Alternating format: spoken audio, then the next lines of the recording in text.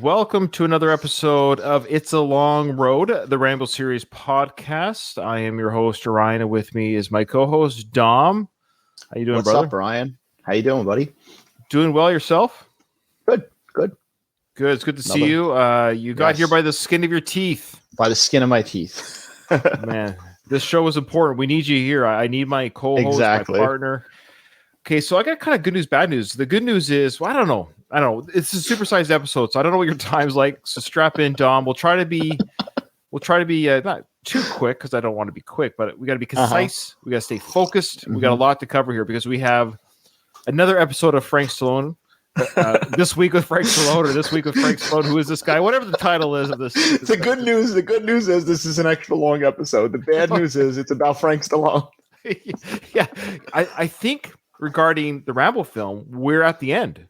I looked to see what we have left, and it's the end. What is it, like 20 minutes or something? Not even. Really? That? Oh, wow. I think it's 10 minutes of film time. Wow. Yeah, so I don't want to spoil. If we get through it, I mean, it's 90% action, so very little to kind of really talk about. But I don't know. We'll see. So, if you want to skip the Frank Stallone, just skip about an hour. The last 15 seconds will be about Rambo. This show has gone off the rails. It's no longer about the Rambo films. Well, it is about the Rambo films. It's just, look, Rambo 4, people get killed. Okay, next film, let's go. I mean, come on. What are we doing here? Okay. Before we get into it, though, we do have an email. This is from Carl. Carl says, "Hey, Ryan, loving the Rambo episodes. And check this out, Dom." He says, "Loving the Rambo episodes and especially the Frank segments." Ooh. So fan mail is coming in. I think the Frank segments have been a hit. I think people are enjoying. I'm so excited. I don't think anyone has, put it this way, nobody's written me or commented to stop it other than Frank Stallone. I was going to say, except for Frank Stallone. You got a cease and desist letter. Sorry, buddy. It's public property. It's online, brother. All right. He says, "I feel like I know more about Frank now than I've ever wanted to know." You know too much then. There's a lot of unnecessary information we know. Dom, is there another podcast that covers Frank like us? I don't think so. There's millions of podcasts out there, if not hundreds of thousands, tens of hundreds of thousands, if not millions. We have to be the top Frank Stallone podcast out there. Positively, 100%. Okay. So this is more than he's ever wanted to know. Well, Carl, start changing that want to need to know, because we need to know this about Frank, okay? Then he shared that picture that I shared on our socials. He goes, "I came across this picture on Sly's Instagram and had to pass it along." And we'll get to that picture. In the picture, you have 4 people. Notice one of them is not like the others. He goes, "Keep punching, Carl." Thanks, Carl. We appreciate it. Perfect email. We appreciate that. Very nice. Thanks. Keep listening. And yeah, without further ado, let's do This Week with Frank Stallone. And now let's check what my brother's doing on the segment I like to call This Week with Frank Stallone. Okay, coming to you from Goals, X-Ray Man, but a different X-ray lens. But everything's really good. We had a good workout today. We did biceps and we did back, which kind of coincide with each other. Just trying to get all this back again. Frank's, I guess it's some sort of restaurant eatery again. Another noisy place. It's kind of noisy. There's I think air conditioning blowing, drown out his voice a little bit. Of course, he just mentioned he's been at the gym. Good to see that Frank's working out still. Good for him. Mm-hmm. He said he's working on his biceps and his back. He's wearing a shirt called Kronk. It's some sort of boxing company. What is Kronk? It's a boxing company of some sort. Oh, okay. Yeah. So yeah, he's working on his backs and his biceps. Good stuff, Frank. Good job. It's not as easy when you take off for a while, so stay consistent. Sometimes we split it up. Monday, Tuesday, Wednesday off, Thursday, Friday, and Saturday can be whatever, alternate. But all right, so that's his schedule. But now we know Frank's workout schedule. You hear that, Carl? You want to know his workout schedule? Here you go. Write that down, Carl. If you want to look like Frank Stallone, write that down. Yeah, so it's Monday, Tuesday, and then Wednesdays are off, then Thursday, Friday, then Saturday's whatever, he says. And then Sunday he doesn't mention. So I think Sunday's the shooting range day, if I remember. Oh, correctly. definitely the shooting range. Everything's good. Like I posted Sounds of Freedom. It's a great movie. It's really an important movie to go see because you see and hear things that they're not really telling you in the news. All right, so here we go, folks. Sounds of Freedom. You probably heard of this film. It's kind of causing a little bit of controversy, a bit of a stir out there in the media. It's been accused of it being a QAnon film, propaganda. You got the rights loving it, the left's hating it. There's some conspiracy theories that Hollywood's been keeping this film down because of because basically Frank's of the camp. Let's be honest, Frank is of the camp that Hollywood, the industry that he himself is a part of, and wishes, Frank wishes Hollywood cared about him. But anyway, so is Frank part of the SAG? He must be part of SAG. Is he part of the writers' strike? I would assume he's part of SAG. I don't know about the writers' strike, but okay. So yeah, it's about the child trafficking, about this guy named Tim Dillard or something like that, who takes kids out of these. But this film has now already been criticized for not necessarily being as truthful as it claims to be. The guy that's in charge of the program that frees kids has actually left that program. It's really odd. Oh, really? Yes, he recently left the same time this film was released. Some odd stuff. Anyway, so of course Frank is letting us know that Hollywood has kept this film down, and he's telling his fans to watch this film so the Hollywood creepos stop selling children in the sex slave market. And it's very disturbing, but I think it's important for people to really be adamant and serious about what's going on with this child trafficking. It's very disturbing, and it's got to stop. So Dom, can you stop selling children on the sex slavery? I'm trying to, but I got to make ends meet. I got to feed my family. So thank you, Frank. What a brave request from Frank. Pleading with the masses to see this film and to stop selling kids into slavery. Okay, I'll stop. And the United States and other countries have the power to stop it. But we really need to do it because, you know what? God forbid it could happen to you. You never know. These people are pretty sophisticated. So God forbid it happened to one of us, Dom. I hope I don't get sold into child. I'm worried about it every day. I look over my shoulders when I'm getting in my car and stuff. I'm not trying to diminish that this doesn't happen in the world, but of course we want this to stop. But what am I going to do? Right. I'm not selling it, and I'm not purchasing this material. So I'm doing my part, Frank. You're definitely doing your part, exactly. I'm not consuming the media that this produces, and I'm not providing the media that this produces. So, I'll do as much as you're doing, Frank. Okay. So on my platform, I'll echo Frank. Guys, go see Sounds of Freedom because this is a bad thing. There you go. I've done as much as Frank has done regarding. Stay away from child trafficking. Stay away from it. So there you go. We've done it just as much as Frank has done. Okay. So it made a difference. And they know how to do it. And $150 billion a year industry is unacceptable. Well, if it was a $2 a year industry, that behavior is unacceptable. But on a good note, have a great day. Stay safe. Take care of yourself. I like that segue. Yeah. From child trafficking to have a good day. Remember, when you're at Starbucks getting your latte, there's children being sold into sex slavery. But you saw the film Sounds of Freedom, so you've done your part. You're good. All right. Thanks, Frank. We appreciate that. Changing the world. It was a sunny day today. Little overcast, kind of shaping up. All right. So Frank's in his car wearing more shades. He's got a new outfit on, of course. He's got different shades on. And Frank, I think he's watching our channel. He's in a soundproof environment here. This is the first time, I think. First time. Here I am wearing my Ben Johnson t-shirt. To all you folks out there, Ben. What I like about Frank is he's always telling us what he's wearing. Well, Don, what are you wearing today? I'm wearing Elvis shirt. Nice. From Target, about $12. Yeah, I'm wearing my normal black tee top. I like it. Thank you. Yeah. We should always mention what we're wearing too when we do our videos. We could assume that Frank, people just give him t-shirts to wear, right? I mean, I think so. It seems like every shirt he's wearing is either an advertisement for something or something Rocky or Rambo related. Right. So this is actor related. He'll explain who Ben. So now he's telling us who Ben Johnson is. Now, when I first heard the name Ben Johnson, I'm Canadian, and back in the 80s, 90s, there was a sprinter, national sprinter from Canada, who broke the world record for the 100-meter. Oh, okay. His name was Ben Johnson. That's not who he's talking about. That's not the guy. Okay. No, it's a different Ben Johnson. Johnson won the Academy Award for Last Picture Show.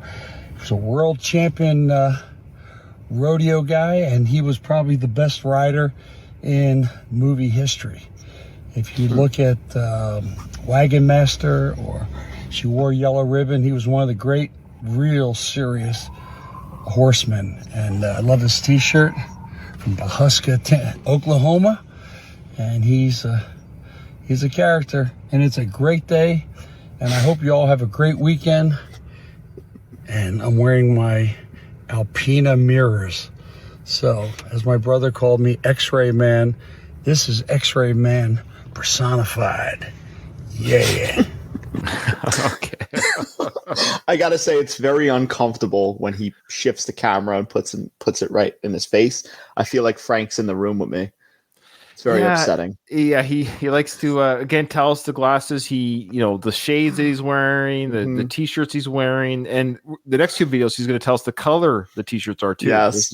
Yes. To be fair, some of the people that follow his Instagram might be blind. He's got millions of fans, right? You got to talk to all types of people, and it saves us having to describe what Frank looks like. Exactly.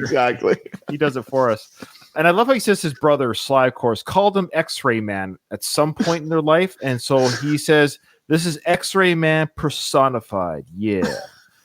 Oh, my God.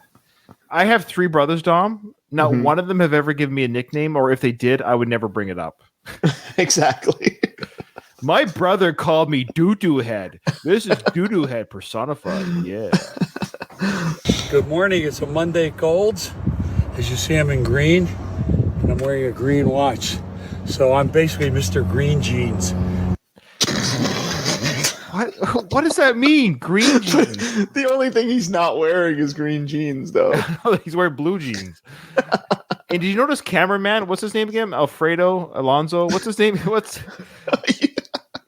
Oh, you know the cameraman's name? I think it's like, I don't know what it is, Miguel or Miguel. So, did you see the zoom for our audio listeners when Frank brought up his watch and said he's wearing a green watch? Cameraman Miguel zoomed in right away. Now, did they rehearse this?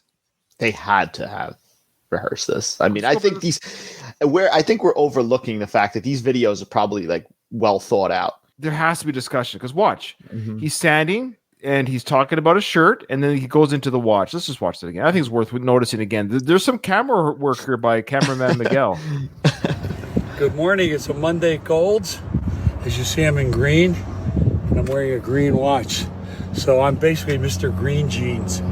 Anyway, I had a great leg workout. It's very simple. You don't have to kill yourself. Leg extensions, legs, biceps, seated leg press. Leg biceps? Is that a thing? Not that I ever heard of, but I'm not a bodybuilder or anything like that. So. Well, you know what they say about the calf muscle? They're the biceps of the legs.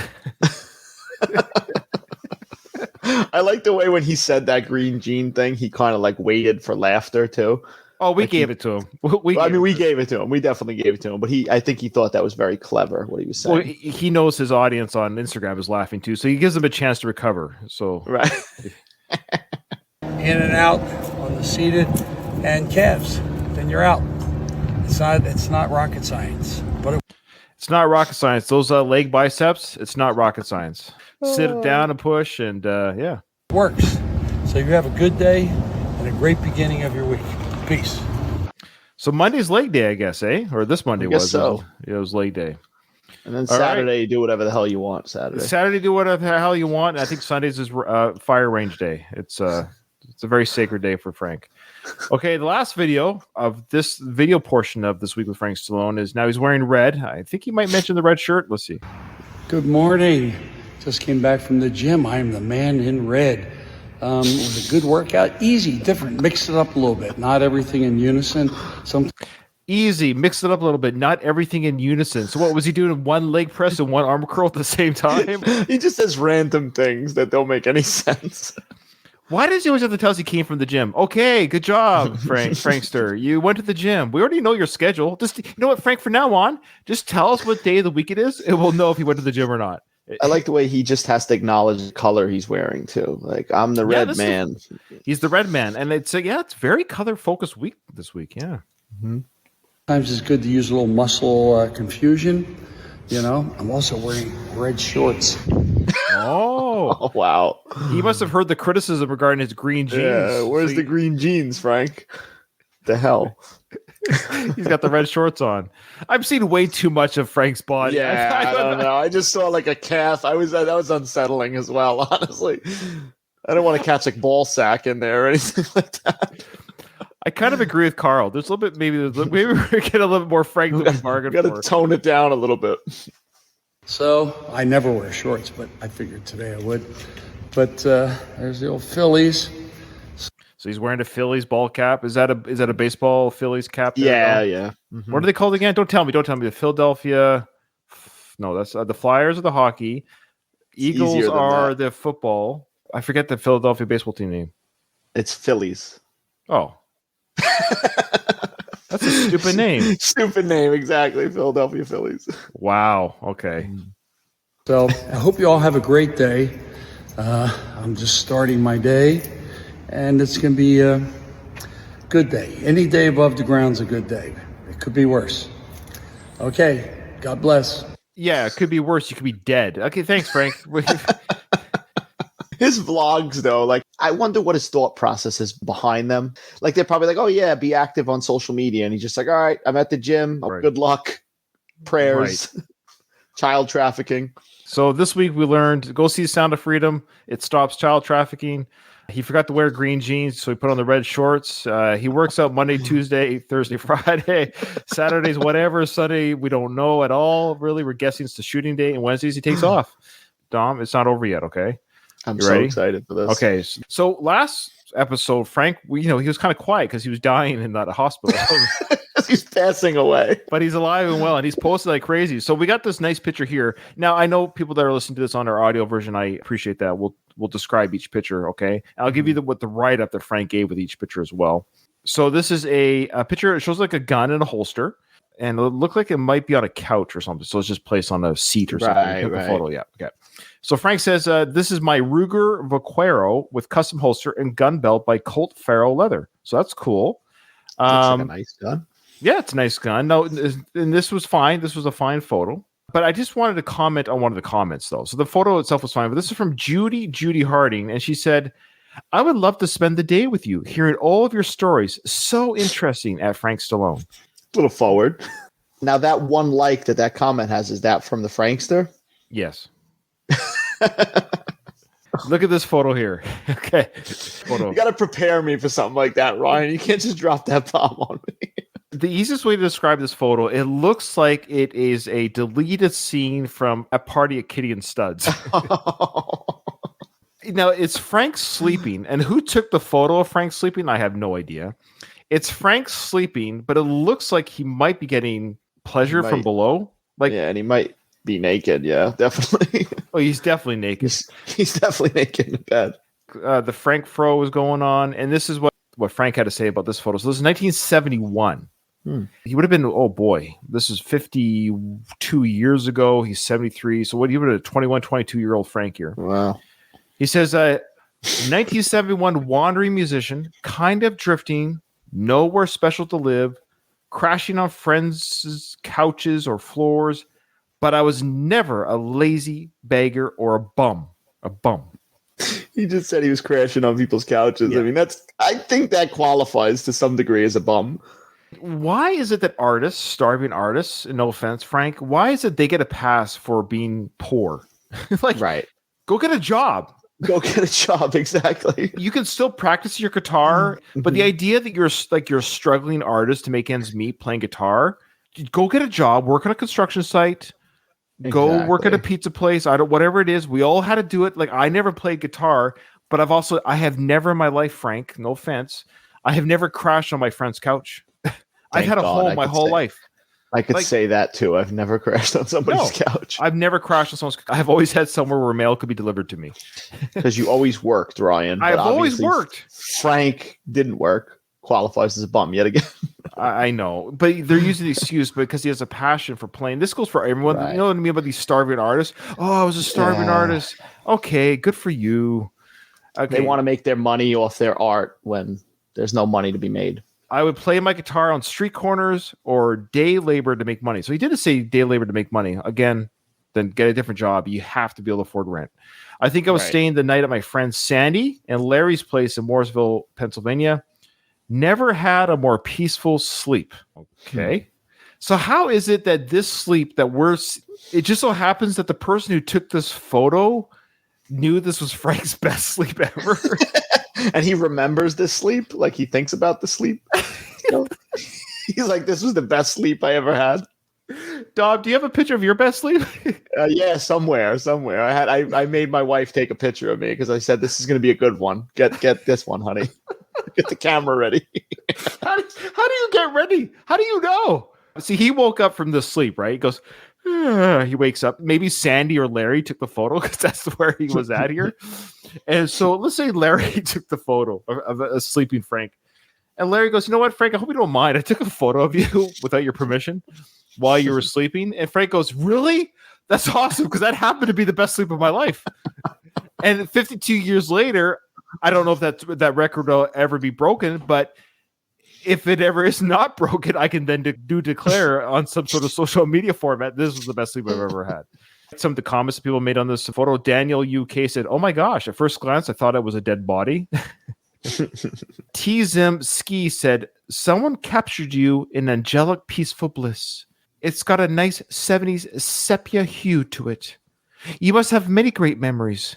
Ever thought of writing a bio? If Frank ever writes a bio, you can gosh darn guarantee Dom and I will read that. Oh, 100%. I was just thinking that too, Ryan. We were on the same wavelength because I was like, wow, that would be a great thing to cover. That's a whole podcast right there. Just every week a chapter. Frank Sloan's bio podcast. We would just like audiobook read it and comment. Exactly. All right, next picture here. We've got another gun photo. He's got this real kick. Lately, his photos have been Western themed.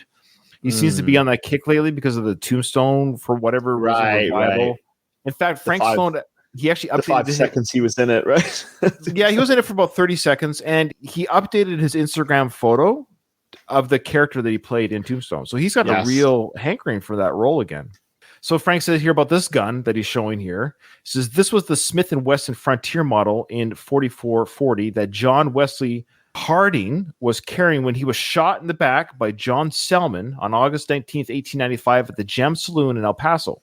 Harding killed over 25 men and was considered the most dangerous gunslinger ever. He was lightning fast and deadly accurate. He wrote his autobiography a little before he was murdered. Well, I don't think he could have wrote it after he was murdered. But he said here that Harding served time in Huntsville prison where he studied law and was practicing law when he was murdered. Because Frank is sort of on Harding's side of like he was murdered. I love how the guy who killed 25 people, right, he met an unjust end when he got murdered. The unfairness of it all. You got to figure somebody who's killed 25 people might have made a few enemies along the way. These are brothers, sons, fathers. Right. Live by the sword, die by the sword. Mark had this to say. He said, he killed 25 men.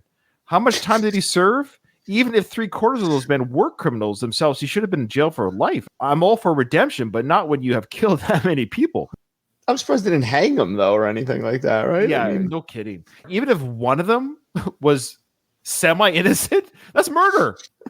Frank responded to Mark. He said, he always said he never killed the man that didn't deserve it. What does that mean? What does that mean? You can't just kill people. That's his defense in court. Your Honor, before you sentence me, yes, Mr. Harding, I never killed a man that didn't deserve it. Well, by golly, release this man. How are you going to argue with that, right? Can you imagine that was your defense in murder? Well, he deserved it, Your Honor. Okay, well. All right, he's got a point. He's got a good point there. Oh, Frank. You kind of get an idea of how Frank thinks a little bit, don't you? Yeah, it's honestly a horrifying thing to think about how his brain works. Like just the prospect of What's going on in there? Of course, he's got some more people kissing his butt. Dolores Lampkin says, "This is why I follow you. So many interesting things you post, and you're funny." She liked the green jean joke, definitely. Yeah, well, we think he's funny too, but maybe not the same reasons. Okay, so now he's at a gun shop and he's buying a gun here. He says, "I love my Sharps." That's the name of the rifle, I think. In 45-70 cal. It weighs about 10 pounds, this gun. It's a quigley down under style. It was originally designed for buffalo, but bullwinkle, i.e. a moose, up on the wall will do, LOL.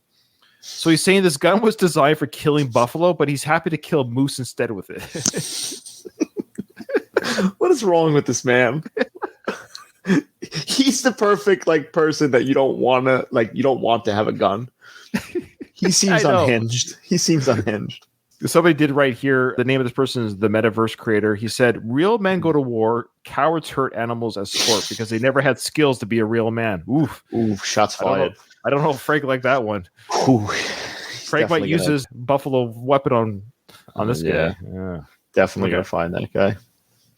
All right, so now we got a great picture here. This is the younger version of Frank here. Frank Flo is doing pretty good here. I see this about the 80s here. What do you think? Yeah, that's got to be 80. I'd say 84-ish, maybe. Yeah. If I had to guess. He said, "This is my second favorite photo. I was living in South Africa at the One and in a good place." I guess the One might be a hotel or something. I'm not sure. Yeah, something. He doesn't explain. He doesn't explain what the One is. And he goes, "I would love to turn the clock to look like that again." You see where the hair is starting to thin a little bit? Oh, yeah, I see it. They do that little comb over just to kind of cover, you know what I mean? Where it's like, no, there's nothing missing here. Come on. Yeah, but that's the natural thing. It goes back, and then and then all of a sudden you have the hairline of a 17-year-old at one point when you're 70. It's gone forward again a little bit, hasn't it? Or definitely. Yeah. People stop posting your younger, and celebrities do this, and I'm sorry, Frank, I hate to call you out, but that's what we do. I hate to call you a celebrity, Frank. Yeah. Yeah, let me rephrase that. When people on Instagram or social media post younger things of themselves, I guess they're sad that they weren't young when social media was out. Right. So they're like, look, this is what I used to look like. Look. It's like, okay, yeah, we were all young once, Frank, and one day we're going to get old. Why the hell was he living in South Africa? Probably hunting. He's trying to kill an elephant or something. All right, this is a big photo here, folks. We got another guest celebrity. So Frank's outside of a gym called Fortune's Boxing Gym. He's got his friend Frank Grillo with him. Frank Grillo, of course. I like Frank Grillo, yeah. Yeah, did you ever see that TV show Kingdom that he was in? No, I never seen it. I got to check that out. That's a really good one. It's very good. Frank's a cool guy. A lot of the comments here, though, were kind of anti-Frank Grillo, though. Really? Yeah, because I guess he's libertarian or liberal. Okay. So a lot of people calling him a libtard and stuff is what they were saying. Frank didn't take the comments off. Anyway, so you got Frank Grillo, Sly, and Frank. Don't forget to mention Sly's head. These two guys are in their 70s. It's very puffy, his head in this picture. I don't know what was going on. Wow, yeah. Frank did right. So good seeing you, Frank. We missed you at the gym, brother. Frank must have gone to the gym on a Wednesday. That's probably what happened, I think. Now we have another photo of Frank with more celebrities. With his brother again. Of course, Sly's in this photo. We got John Lovitz and, of course, Henry Winkler. Yes. As you remember, Henry and Sly started a film together called The Lords of Flatbush back in the day. Yeah. Mm-hmm. John Lovitz, of course, Saturday Night Live alum. And then Frank... Take You Back. Yeah, everybody knows Take You Back. Everybody knows Pushing from Rocky 3, right? Come on. Oh, man. I love it. So this is the photo that Carl was talking about. One thing is not like the other. Three people have had established celebrity careers, and then there's Frank. So. Now, this is the saving the best for last, folks. Saving the best for last. Now, you say, well, Ryan, how can that be? This is just a picture of a motorized horse. Now, you remember those coin-operated horses back in the day? Yeah, those. Okay, yeah, and we still see them every now and then, but they're not really around anymore. But a kid would sit on this little motorized horse, would bounce up and down, make a noise or two, or music would play, and it'd be like 25 cents for 30 seconds. When I was a kid, of course, that was like Disneyland as a kid, right? Yeah, that was the bonus to go into the supermarket. Now, here we get a little bit more insight to Frank's thought process on the world. When I was a little boy, we would go to the grocery store, and there were these children horse rides. Some even had leather saddles. Very few of them left. It was an innocent time. So he's talking about back when these horses were around in front of grocery stores. This is what he has to say. It was an innocent time when he was a kid before wokeness, cancel culture, disrespect of our flag, our police, and adults. How does he get all that from the horse? He just goes on these tangents out of nowhere. He gets triggered very easily, Frank. In 1950, 60, whenever you were a kid, yeah, there was no war. No rape, no murder, nothing no child slavery. Even then, no, this is all new. There was no racism. Nothing. Nobody died. Women were beaten in the home by their husbands. Yeah, well, everybody got an equal vote, an equal say in the workplace. There's no sexual harassment. These are better times, Frank. Yes, there's a lot of weirdness today. Look, I'm going to be honest with you. There's a lot of weird. I call it weird. I get it. Things are different and maybe a little bit odd and weird, but this stuff, whether it's whatever you want to say, it's been around forever. And social media, the only difference is, Frank, and anyone who maybe disagrees with me, the only difference is we have more eyes on everything now. There have been men dressing up as women in closets since, Frank, you probably had a teacher that dressed it up in his wife's dress at home. Right. Okay. It's just the way it was. It wasn't quote unquote in the open or on Instagram, but it happened and people were doing this anyways. There were gay clubs and people were also quote unquote being canceled. They're being canceled for being black. Right. Right. Yeah. They were pre-canceled. Hey, can I have a job? No, you're black. Yeah. He's just looking through that like nostalgic goggles and, I also don't agree you should cancel people because you don't agree with them. I don't agree with that, but things weren't rosy back then. The husbands used to beat the crap out of their kids. I don't agree with that kind of stuff. So I don't think it was necessarily better in all aspects. There were things that sure could have been better or would be nice to see today. But at the same time, I feel more safe about my wife and daughter in today's world than maybe back in the 50s. Or even 1800s. Like how far back do you want to go? Like when how somebody far was going to kill them and serve 2 months after killing them. Yeah. Anyways, so he goes on to expound on this. Goes, the only way you can combat woke PC, etc., you fight back. And you tell them to f off. F off. Who are you saying this to? My neighbor. He's in a position where, yes, he can do that because he's a millionaire. He doesn't have a boss. He can't get fired from any job. I'm within a system where I have to not play by the rules, but in a way I do. It's my job. It's my livelihood. Right. Certain conversations and things you have to say at home. You can't say things in the workplace, whether it's teachers, doctors, lawyers, or whatever it might be. Well, he's also saying all this shit, and then he's like, oh, yeah, create more of a conflict. Like, tell them fuck off, I know. Shouldn't we be doing the other, thing? And I'm not saying there's not a time to do that. He's just saying, no, don't, fight it and say F off and quit your job and live on somebody's couch and make them take a picture of you while you're sleeping. Yeah. Anyways, there you go. That was our episode of This Week with Frank Stallone. We'd like to thank everyone who joined us. Frank, we love you. We want you to be healthy. Keep working out. Today is the time of this recording is a Saturday, so it's an anything day for Frank. So he could be doing anything today, Dom. Anything goes. What color you think he's wearing today, and do you think he has matching watch and shorts? I think he's wearing yellow today. He definitely has yellow shades color on. Yeah. Okay. All right. Definitely. Well, X-ray man. X-ray man personified. All right. Here we go. We are now going to. This might be the end of the movie. I think we might be finishing the movie today. Cool. Where we last left off, a bomb went off. This is when that Stallone rolling down a hill. Is that what I just saw? Yes. Rambo's rolling down a hill. The effects of this explosion is causing quite kerfuffle throughout the. Can I mention that my favorite Stallone sound? One of my favorite Stallone sounds is in Rocky V. When Tommy Gunn picks him up and suplexes him, and he's like,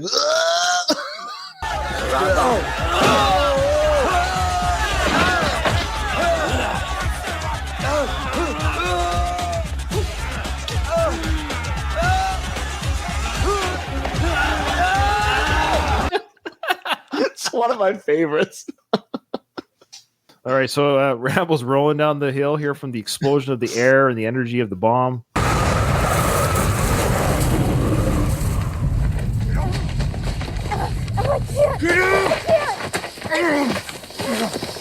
So Schoolboy's getting Sarah up off the ground, of course, because she's been blowing off on the ground too. She's like, I can't. But Schoolboy's like, yeah, you got to move. Come on, you got to move. Mm-hmm. Gonna die here.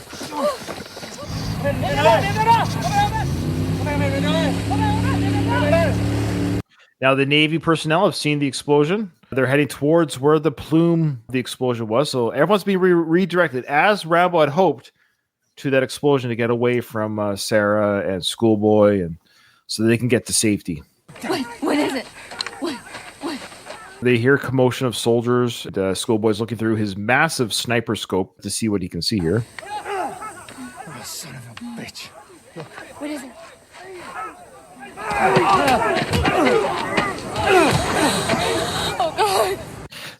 God. So what they hear is the surviving members, the missionaries, and the surviving missionaries from the escape, I guess, are now captured by some of the soldiers, and they're just getting kicked and punched and kicking the shit out of them, essentially. Hey, well, I say hi to those who are watching this live right now. We got Tim, we got Louise, we got Donald. Hey guys, how's it going, guys? Welcome. What's up, guys? Tim, you came in late. You missed our whole Frank Stallone coverage. You're gonna have to wait till the release. Sorry. Let's go back and do it again for Tim. Just do it one more time. Just do everything. Give it a rundown. Oh, man. I can't go through that again. That's just Mr. Green Jeans. Oh, X-Ray Man. Okay, so Schoolboy's seeing a guy holding a 50 cal on a Jeep. That shouldn't come back into play. God damn. So he's looking around to see basically what he's up against. Look, sorry, this scene kills me. Everyone's just getting kicked. They're on the ground, just getting assaulted by the Burmese soldiers. Somebody should just put Robert De Niro in there from like Goodfellas, stomping out somebody. Or even better, at the Irish. What was the Irishman? Or the Irishman? Yeah.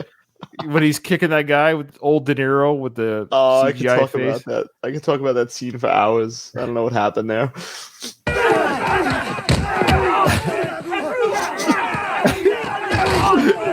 Oh, they're just getting kicked and pummeled with the weapons. Why are they not turning themselves over to a ball? You're getting kicked in the ribs and the side. Right.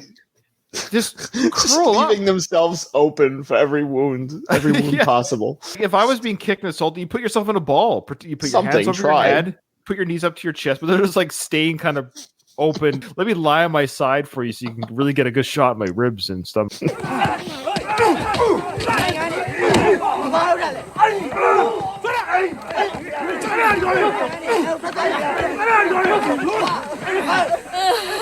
Yeah, so Michael, her fiance, is there. He's one of the prisoners, and the leader, the pedophile leader, is there as well, and he's telling them, I guess, to tie him up now or something.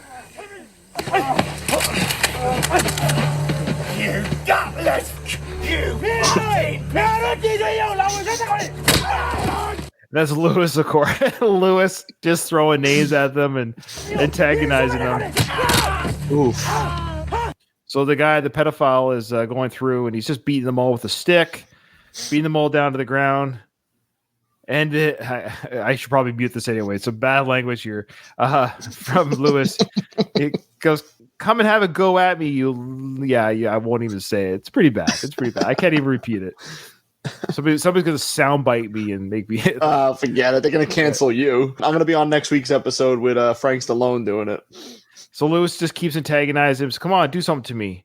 Remember his leg got blown to pieces from that mine? Yes. Okay. So the pedophile leader is banging on his broken leg. They're just beating the soldiers. He's yelling at them. And rightfully so, they're terrified of the situation because they don't know what's going to happen. They're all being pulled up, and they must assume at this point the R&D going to be killed. I mean, how do you want to play this out? Because the carnage and chaos is about to happen. There's really nothing we can... I mean, we'll play it through, but the volume will be down for the sake of you can't. There's very little dialogue. So they're being pulled up, hands behind their heads, and now there's rifles and guns being pointed at them. The leader is calling out for their execution. Michael's praying, of course, and Sarah's asking, "Well, what do we do in this situation?" And Schoolboy's like, "There's nothing we can do." He says that, but he does have a weapon. I mean, I would do something. Especially take a couple of shots. Try to, even if you just rattle them. Exactly, because if you got that sniper, because he has a shot on the leader right now, that would be my first hit. Like, if I understand correctly, like army guys, they won't wear rank in the field, because they don't want to be known as a leader, right? And so in this so in this situation, you got this guy with the medals on his chest and everything. He's kind of tell he's the top dog. So if I was Schoolboy, he'd be the one I would shoot. Right. Knock him out, then maybe snipe another one or two guys out. As a soldier, you leave no man behind. You fire. That's my philosophy. Like, you're like, fine, if I die, I die, but there's no way I'm just going to let my soldiers die as well without me doing something. Because, you're right, the chaos would do something. You take a leader, everyone's going to look around like, who fired that? Right. And then maybe they could get up and grab somebody or something. Right. They've all accepted, we see the different faces of the missionaries and soldiers pretty much accepting their fate. And then you see the face, another face. We as a viewer, we're left to believe, how will these individuals get out of this? Well, the classic scene of Rambo coming up behind the 50 cal guy of the Jeep. Okay. Oh my God. This movie is essentially a Friday the 13th movie. I mean, he's Jason in this film. What he does in this scene, it rivals a Friday the 13th movie. For our listeners, please watch us on YouTube if it doesn't get like banned from YouTube for the violence. He chops off the guy's head with one swing of his machete. Remember the knife that he made? That knife that he made? There you go. There it is. There's that kill. He sharpened it for this kill. Let's just play this out a little bit here. The perfect screen grab. Watch the episode just for the screen grab that is on the screen right now. I'm going to use this gun. Okay, here we go. Let's watch a little bit of the action here. So he takes off the guy's head, grabs the 50 cal.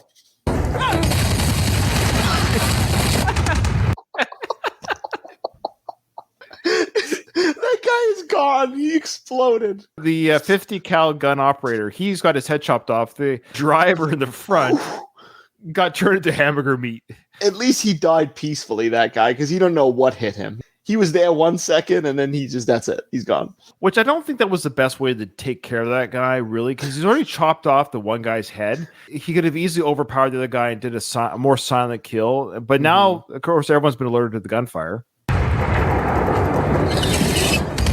I love the sequence there of the meat, the guts on the shield of the 50 cal just sliming down. God. It's like the meat shop where he works in Rocky 2. Like, it's the same meat. Adrian, cook the meat.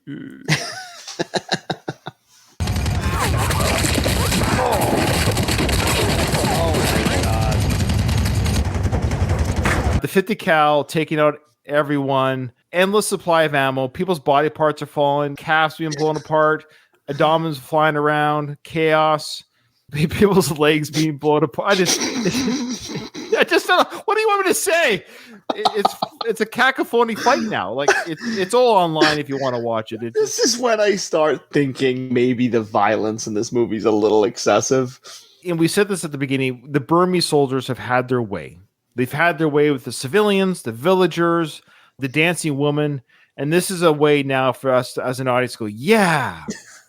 We have such glee in the carnage because everyone that's getting torn to shreds is quote unquote a bad guy, right? Right. What I love is Rambo's ability to aim that 50 cal. He doesn't hit anybody that is holding friendly. It with those big forearms. He's holding it with. So Lewis is getting in the fight. Everyone's got a weapon. They're all fighting. Everyone from the mission and the soldiers, I think they all survived this. I think, or maybe one guy died. I can't remember. Mm-hmm. Now soldiers are firing on Rambo's position with the 50 cal. And I love how he's using the shield that's in the front, the meat shield in the front there to protect himself. Yes, the meat shield. Oh yeah, the Asian guy dies. The Asian shoulder dies. Oh, there you go. So we do have a victim. Yeah, poor guy. Rest in peace. What was his name again? Tujin or something? Or I forget. So Michael, of course, is just scouring and hiding. Oh, one of the missionaries just got shot in the back. Oof. Oh, that's bad. And Michael witnessed that. So Michael witnessed one of his missionary friends get shot in the back by the pedophile leader, right? Yes. Rambo's reloading the 50 cal, which I appreciate. They're showing a reload sequence. But here comes Michael. He takes down a soldier. Now we get to see him like become almost animalistic, right? He grabs a rock. It's primal. It's not. Yeah, let it out, Michael. Yeah. That's probably like the most, what do you call it? One of the most brutal ways to kill someone is to smash their head with a rock. What a rock, yeah. He did it. Said he crossed over. Oof. Just now saw some kind of torso or something get exploded. The villagers there. are coming. The Karen rebels are coming. So we got more people coming. The Karen rebels are here. This is great. Let's man. just hear. I want to hear more of this. Watch more of this.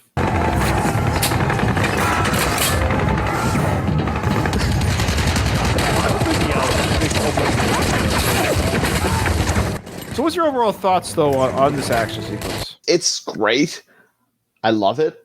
At times, it feels like a little much. Even though I like it, it's like, it feels like a little much. Like, is it necessary to be this violent? Probably not. And I'm somebody who loves, I love horror movies and stuff, but I feel like in those movies, there's like a place for it because it's like, it's so fake. But especially that in the beginning of this movie, he grounds it in that reality with showing like the real horror in Burma. And then he's just going like way overboard here. I have a theory because we talked about how with the third Rambo was a little cartoonish, a little silly. It was the comedy version of Rambo. Yeah. Even though the action sequences were fun, but they were on a scale of almost like an Indiana Jones violent scale. Right. It wasn't that violent. Indiana Jones is actually kind of a violent franchise in many ways. Mm-hmm. I think Sly was like, I'm going to come back gritty and brutal. Like his intention was always to be, this is a hard R. You're not going to laugh. You figure like now before this, what is it? When Rambo 3 came out? 88. So to bring it into like the new age, because at that point people were looking at 80s action movies like they're kind of cheesy and stuff like that. To bring it into the newer age at this time, he's like, all right, I'm going to be real. I'm going to show everything. You know what's crazy is this came out in 2008. So this was 20 years after part 3. Now this is already 15 years old. It's nuts. It's really nuts. That's when I feel old, Ryan. I feel old when like movies are old. I remember seeing in theaters. I'm like, wow. I still remember seeing this one. I totally agree with you, Tim. In our chat, he said, realistic that some of the missionaries did indeed die. In a war, not everyone will survive it. So that's very true. It's more realistic that way that we have, quote unquote, the good characters or the other side of people are dying too. Yeah. Now, we have that Navy boat on the river, and they have a 50 cal as well. So they're laying to waste from the water level. So they're coming down with their 50 cal. That tracker guy at the beginning, he's there to try to take care of this boat. But Rambo sees it. So they have a flamethrower, which I think is a fun little sequence. There's nothing better than a good old flamethrower sequence. Love it. Love the stuntmen covering themselves in flames and oily rags. I always love that. So Rambo sees the boat, sees the flames. He's like, well, I got to refocus my energy over there. I'm laughing because it's just like such a good shot of the meat shield. Yeah, I love the meat shield. There it is.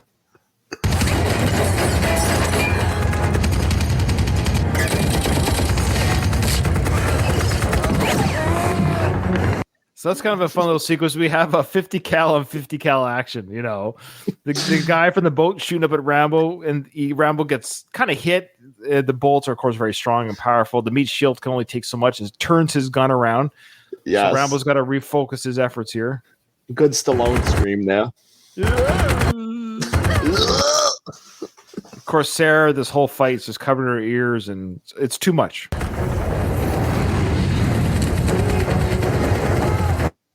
Whew. Stop, drop, and roll.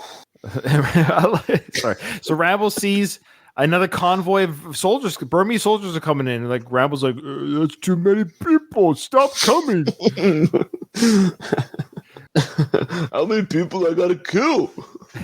So he refocuses the effort again. He went from the people. First, he went to the Burmese soldiers that were hurting the missionaries, and he went to the boat people. Now he's going to the new truck of people. Let's watch this sequence. This is always a fun one. You're shooting fish in a barrel, literally.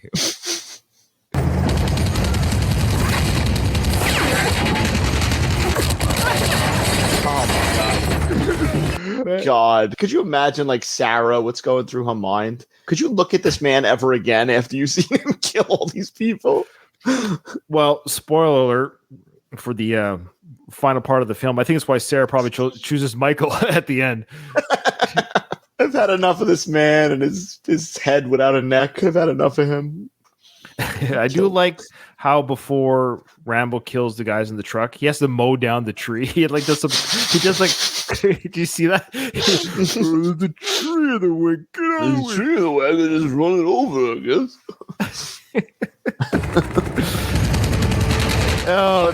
So now Rambo's focus his efforts to get back on the boat. What is this, Dawn of the Dead? Like, crazy. Schoolboy takes out someone's head. I love it.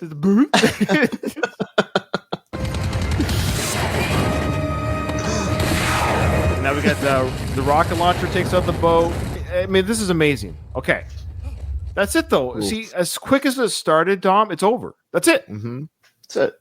No more violence.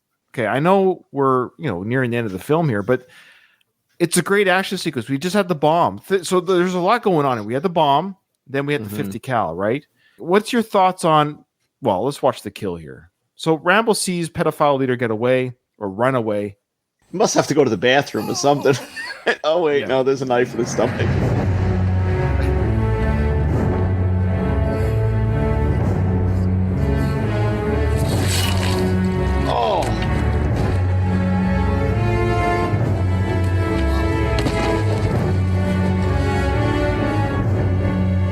So Rambo disembowels pedophile guy, guts him, spills his guts, and then kicks him down the hill. The body kind of rolls weirdly because it's like cut in half.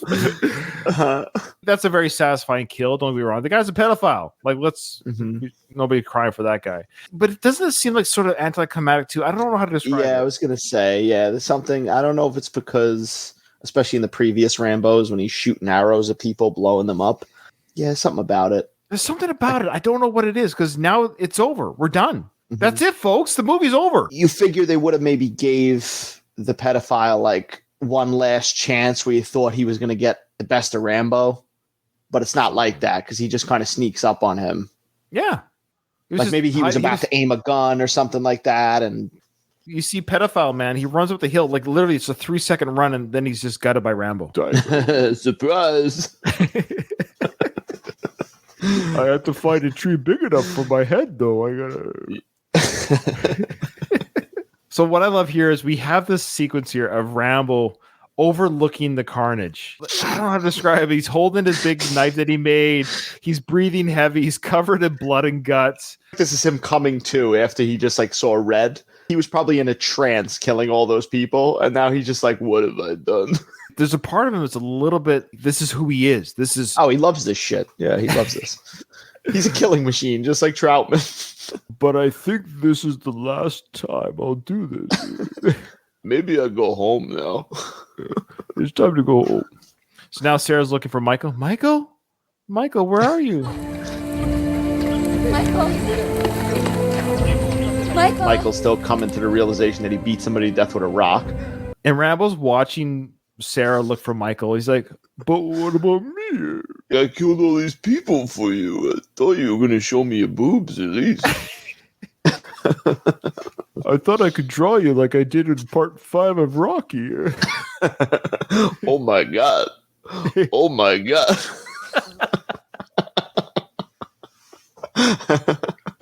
Don't show this to your mother. She don't understand French no good. Yeah, she looks French.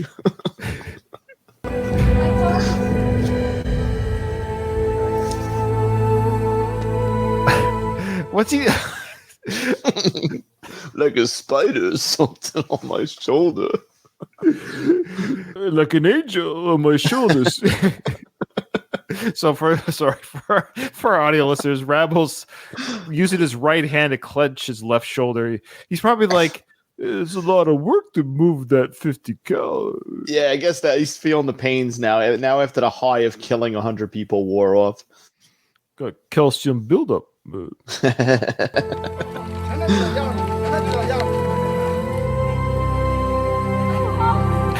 how I just love how Rambo's overlooking the cleanup and the carnage, and he's just like, that was me. He's like, I'm not staying here to clean it up. He's like, I'm leaving. I did my job.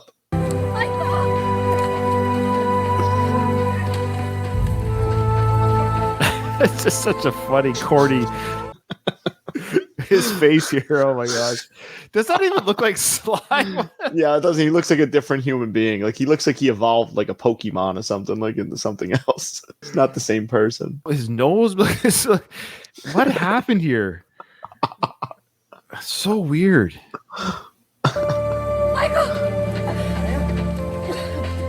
Okay, How many times are you gonna say Michael? Do you think they learned their lesson? Like, we're never trying to do this again? Rambo sees Michael and Sarah hugging. He's like, I guess she's better with him, I guess. I'd probably kill her or something. Well, Michael did kill the man with the rock. I gotta say, that's pretty badass. I like that. I should do that in the next film. See that little smile that he kind of gives there? A little bit of a smile. Yeah. Was he waiting for her to be reunited with Michael? He's like, my job is done. I don't know what's going through his mind right now. So Michael's like, I got to help them, okay? And he's like, look at Michael going right back to business, helping the injured. Yeah. Are any of the Burmese soldiers being tended to? Well, I doubt it. One person's like, I've just lost my leg, but I'm still alive. If you want to help me, somebody. They just start beating him to death with a rock. Okay, look how far away Rambo is here. Look, he's way up there. I feel like it's got a deeper meaning. It's like he's one. He's so separate from them. He's like an animal just watching. He doesn't belong with them. Is. That's right. He doesn't belong there. He's totally exposed, and because the last time that he saw Sarah was when he stripped her of her clothes. Remember when he took the piece of clothing from her? That was the last time they were together. And now he's not going to talk to her ever again. Is that what we're led to believe? He's in full animal form. It's almost like you don't want to see me right now. So I'm covered in Burmese goop, and I've just disemboweled the guy, and my shoulder kind of hurts. He did his job, and now that's it. He's gone. But she's looking up at the hill. She's looking up at him. Music cue. He's looking down at her. She's thinking, you know what? I probably should spend my life with Michael. You know what? This guy's a psychopath. She's looking around at all the carnage. And Rambo's like, yeah, I did that. That was me. I'm sorry. This is pretty bad. So Michael sees Rambo way up there, and he's like, he gives a wave of, I'm sorry for all the things I said about you. And it looks like Sarah chose me anyways. And you could go now. Yeah. Rambo's still looking over. Like, this is forever. This is like the longest outro. How many different shots are they going to spin around Stallone's enormous head? That's how long it takes to get around his head completely. It takes 1 hour to 1 hour for the film to rotate around Rambo's head. This must have been the extra footage from the original cut. How many sequences do we have to see here between Sarah, Michael, Rambo? Live long and prosper. It's like I'm from another planet or something. Well, until next summer, I guess, when you guys come back. Look how big that hand is. I was just going to say that. His fucking hand, is that like a camera effect? His hand is almost as big as his head. HGH stands for Human Growth Hand. Or really, when you think about it, his neck is enormous too. Like the couple of glimpses you get at his neck. Look at this thing.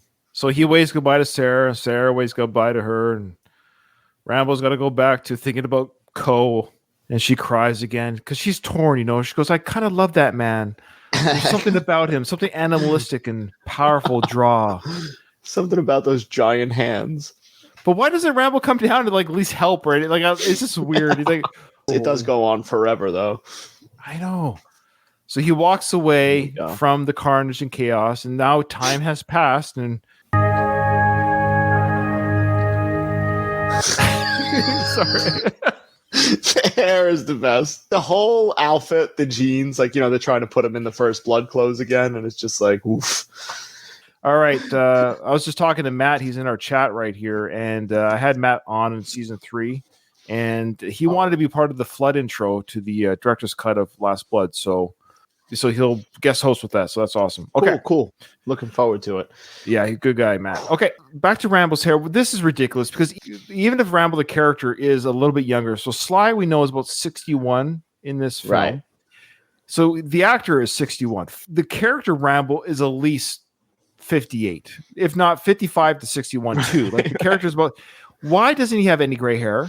And it's just something about, not that he looks good when he's got the bandana on, but when the bandana's there and his hair's wet, it just, it looks better.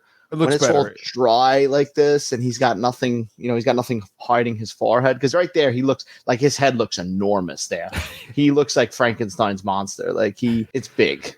I know what Sly's doing, and I respect the sense. Like I get it, and it's actually not that bad of an ending. I kind of wish it was more. I'll say what I wish it kind of ended with here, but it's not bad. He's gone home. He's gone full circle. He's finally ignored. went home. He finally went home. He found the strength to see his country again, to be home, literally home again. And he's wearing almost the same outfit that he wore when Sheriff Teasel picked him up. But seriously, look, he's got the bag over his shoulder. He's got the green jacket on, and he's got the same hairstyle and cut almost that he had in 1982. He's come full circle, the character and everything. Okay, so he's gone home. R. Rambo is the name on the box because that's his father's name, his father's farm. Just R. Rambo. He's like, oh yeah, that's my dad. Now, I haven't been home in 40 years. Yeah. So how long is it? Okay?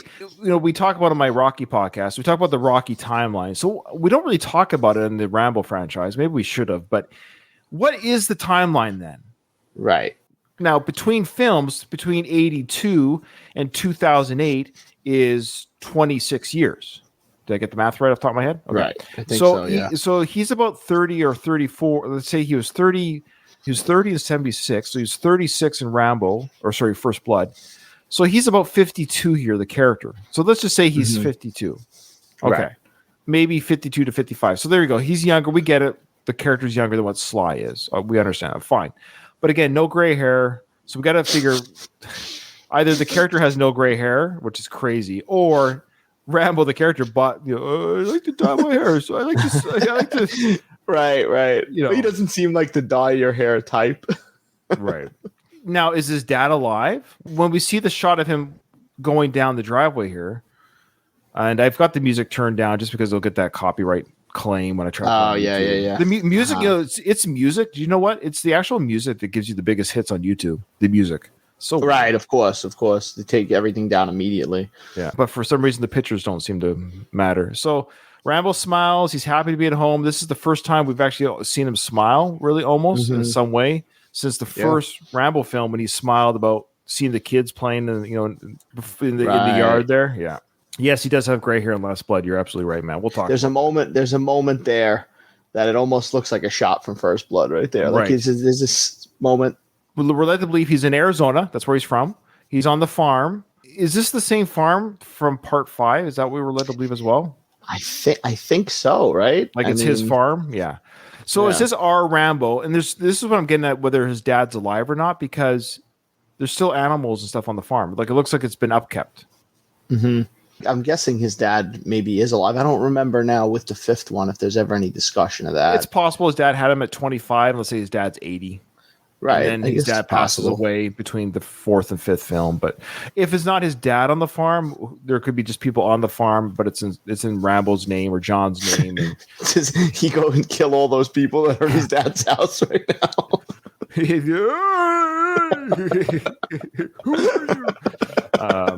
There we go. That is the John Rambo cut of the Rambo film. The credits are 20 minutes long. So that makes sense. How do you feel about it after watching it again? It's such a weirdly odd film. I don't know how to describe. Meaning, even with the John Rambo cut that we did, and I know we've done what's now 8 or 9 episodes covering this film, and thanks to our Frank Sloan segments, we dragged it up because without the Frank Sloan segments, we could have easily done this like 4 episodes ago. It's a great action sequence at the end, but it feels oddly. The action is amazing. It's great, and the final kill itself is kind of cool, but I don't know why it feels rushed. It still feels like the shortest film of the franchise. Like First Blood doesn't feel rushed. Even Rambo 3 was a little long. Right. Like, I don't know what's wrong with this film where it felt rushed. And then Last Blood doesn't feel rushed. There's something rushed about this fourth film. I can't put my finger on it. Right. I wonder if it was. I mean, now we watch the extended cut, but because it's so violent that last half, that maybe he had to cut it so much down, and maybe that's why it feels faster too. I don't know. Yeah. Maybe because he didn't have any reconciliation talk with the people, any farewell, which is odd. I think there was some missing character development. I think that's what the problem was. This is how the ending should have ended. And there's nothing wrong with fan service. And I have fan service, especially regarding the fifth film. Sly should have written him saying goodbye to Sarah, saying, I see what I have to do now. I don't belong here anymore. I can't do this no more. This isn't who I am, or something to that effect, right? But the fact there was no dialogue, no send off with him or Lewis or the soldiers, or Lewis saying, "You're one hell of a boatman," or something. Just something like there was just no payoff, and I think there's that's no closure there. He just kind of walks away. He just looks over them like some sort of guardian angel and walks away. And I don't know if that necessarily worked. I don't know if the silent, 3-minute drawn out orchestra music with him looking over the carnage, because then he doesn't say anything again when he walks up. There's a lot of no talking for the last 10 minutes of the film. Right. There's nothing said. No human action. Shot to the face and her staring at him and Michael staring at both of them. Yeah, the most talking was Michael and Sarah saying, "Let's go clean up the mess. We got work to do." This could have easily been the last Rambo film. And then the last thing they should have done is him actually walking into the house and having his dad there. Can you imagine an 80 or 85-year-old man gets up, John? And that would have been amazing. Like a little hug or something. Yes. Mm-hmm. Imagine seeing Rambo hug somebody. The last person that we saw him hug was Colonel Troutman of First Blood. Right. Imagine if we had like a full circle truly of him hugging his father, not his father figure, Troutman, but his dad saying, "Welcome home, son." Right. Welcome home. That happy ending for Rambo. Yeah. Do you think anyone would have been mad at that? Do you think anyone would have said, no? I think it would have been amazing. I think it would have worked. Yeah, but why wouldn't they? What's the reason? This whole mystery of him walking down the driveway, we don't see. You got to make up the story in your mind. Who's really there? Do you think some of that was because maybe Sly planned on doing more? Well, they could have easily just done it like his father was near death. Like you could tell he was old. So when part 5 rolls around, his father at that point, his father would have been 90, 92.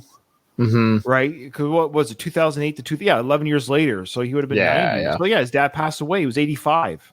Right. He was an old man, and just I don't know. Like, it just would have been cool to see his dad. Yeah, I definitely see what you're saying. I think my biggest problems with this movie, if I have to nitpick it, is just the CGI stuff, like the CGI shots and stuff. That always, even in the theater, I remember it just took me out of it a little bit. Sure. Especially that last when he kills the pedophile guy, and it's just you can see when he rolls down the hill, it's CGI. And a fun film. I want to thank everyone who joined us live while we did this live. I want to thank if you want to be a part of the live discussions. We're talking to Matt, Tim, Donald, Louise. If you want to be part of that group, folks, just join our socials. It's on the show notes. So Twitter, the Facebook group, and Discord. If you join one of those socials, I always announce when we're going to go live. And if it works for your time zone, we'd love to have you be part of the chat. We like to integrate people's comments in the podcast discussion because we're like a community here. If not, send us an email. We love your emails. Thank you, Carl, for this week's email. Send us an email. Of course, the next episode is going to be Last Blood. It's my goal to get a copy of the director's cut of Last Blood, which has the flood scene at the beginning. And Matt, I believe for anybody watching too, it's available like digital. At least in the US, it never had a physical release. It was just digital. It originally was like an Amazon Prime exclusive, and then they started selling it. And like I got it a while ago, just a digital copy. Okay, I'll see if I can find it. Yeah, so we want to thank everyone that joined us. Tim just says here regarding the ending. He says, I think Sly leaves the door open on the ending because with Rambo movies, there always could be another film. Yeah, I agree. And I don't think it would have closed the film, per se, having him show his father. But I guess, I don't know. I think it still would have been that he came home. And having his dad just say, welcome home, son. Welcome home. You know? Even if you just heard the voice. Even if you heard like a voice. He opened the door and you heard the voice. You could have the guy in his rocking chair, the same rocking chair we see in part 5. That's the one we see his old man, and so we see Rambo sitting in that same rocking chair at part 5. So there you go. It would have been a nice little callback there to the 4th. Or he opens the door and it's Frank Stallone. Yeah. It's his brother. Yeah, yo, Johnny, yeah. What do you think of my red outfit? Rambo shoots him. All right. Okay, so thank you again, everyone. Again, join us next week where we'll do Last Blood, last season of the Rambo podcast, and of course the Frank Stallone journey will continue. What's going to happen when we end season 5? What are we going to do? I don't know. I mean, there might be a Frank Stallone spinoff or something like that. Oh my gosh. Okay. All right, guys. Thanks for watching, everyone. With that, this episode is over. Nothing is over. Nothing. You just don't turn it off. It wasn't my podcast. You asked me to co-host. I didn't ask you.